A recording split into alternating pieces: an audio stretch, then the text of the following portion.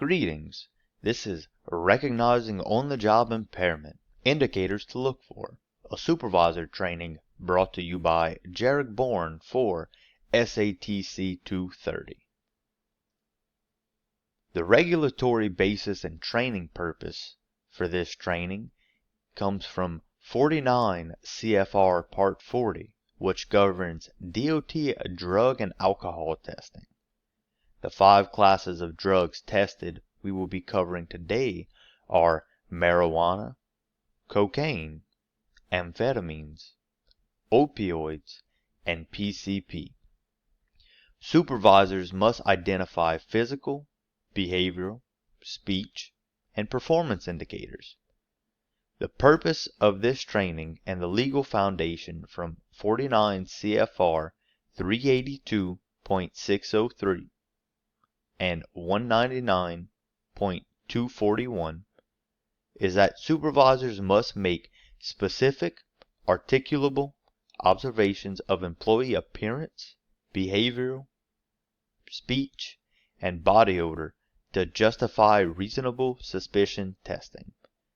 49 CFR 382.603 derives from the FMCSA requirement that all employers are to train all persons designated to supervise drivers to detect probable drug use and alcohol misuse based on specific, contemporaneous, articulable observations concerning the employee's appearance, behavior, speech, or body odors. 49 CFR 199.241 and 199.105D is the PHMSA requirement that requires supervisor training for recognizing behavioral and physical signs and symptoms of controlled substance and alcohol misuse for employees in pipeline and hazardous material safety sensitive roles. Today we will be starting with marijuana and the indicators of use for marijuana. So employers may be looking for red eyes, the odor of marijuana, delayed reaction, or spaced out demeanor. The behavior may include apathy, paranoia, or giggling. Speech may slow and responses are delayed. The work performance drops due to short attention span or forgetfulness. On a physical aspect, you may notice bloodshot eyes, poor coordination, and lethargy. The behavioral aspect, you may notice mood swings or lack of motivation. Their speech may be slowed or mumbled. And their performance overall just has decreased attention, may have more mistakes, and they may ignore safety. Second, cocaine. Cocaine users may appear energetic, restless, or overconfident. Rapid speech, dilated pupils, and frequent sniffing are common. Performance may fluctuate sharply as the stimulant wears off, causing irritability or fatigue. Physically, they may have dilated pupils, sweating, or nosebleeds. Behaviorally, they may have restlessness or rapid mood changes. Their speech is often fast or pressured, and their performance may have short bursts of productivity and then a major drop-off with fatigue. Amphetamines. Amphetamines you have to watch for hyperactivity, excessive talking, sweating, and aggression. Sleep deprivation is common. Users may show sudden bursts of productivity followed by exhaustion or confusion, causing safety concerns. Physically, they're high energy, they have tremors or dilated pupils.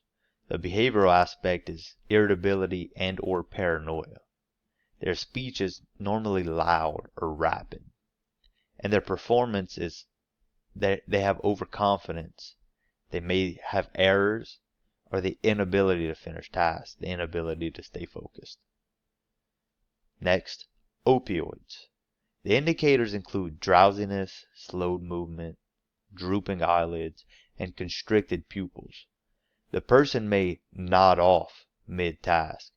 Speech slows, motivation drops, and the work quality declines due to inattention or fatigue. Physically, they'll have drowsiness, constricted pupils. Behaviorally, more apathy and isolation. Their speech may be slowed or slurred. And the performance, they may miss deadlines or just have slow responses in general. And last, phencyclidine, or PCP. PCP can cause blank stares, slurred or incoherent speech, hallucinations, and violent or unpredictable behavior. So there's a balance in coordination are the first things to go because they are severely affected, and that causes an extreme safety risk. Physically, they'll have dilated pupils, numbness, and aggression. Their behavioral aspect, they may have more disorientation or they will hallucinate. The speech is going to be incoherent or disorganized speech. The performance, they will disregard safety and have an inability to focus. And lastly, but most common, because of the legal aspect of it, is alcohol. So, alcohol odor on the breath, slurred speech, glassy eyes, and loss of coordination are common physical signs. The behavior may shift from talkative to hostile, and the performance will suffer with slower reaction times and increased mistakes, especially after lunch or breaks. Physically, they'll have an odor on the body or an unsteady gaze. Behaviorally, they might be more argumentative than normal, or they may be tardier than normal and have a tardiness to them that lingers. As far as speech may be slowed or slurred, and their performance, they'll have decreased productivity and mistakes. So, I want to emphasize that supervisors should observe, document, and refer. Avoid accusations. Rely only on observable facts. You must maintain confidentiality and follow company policy for reasonable suspicion testing. That's to protect both the employee and yourself. So, number one, observe and document the indicators objectively. We don't want to go into it already accusing somebody of something. They may just be having an off day. They may actually need the help.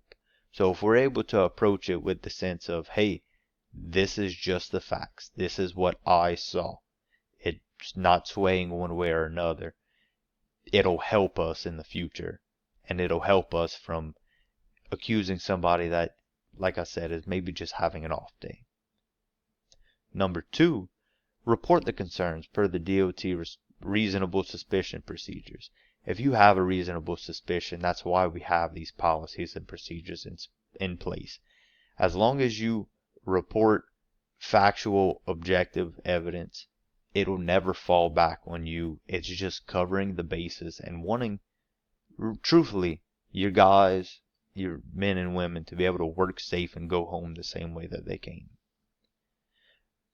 Third, an emphasis on returning them home the same way they came. Remove the employee from safety-sensitive duties if they're impaired. It's as simple as, hey, I notice you're a little bit off today. Not saying anything. It's just, why don't you come sit and do some paperwork? Or, hey, I notice you're a little bit off today. Go ahead and take the rest of the day off. I don't believe you should be behind the wheel. And last but not least, you must maintain confidentiality and fairness. We don't want to go into this ruining anybody's career.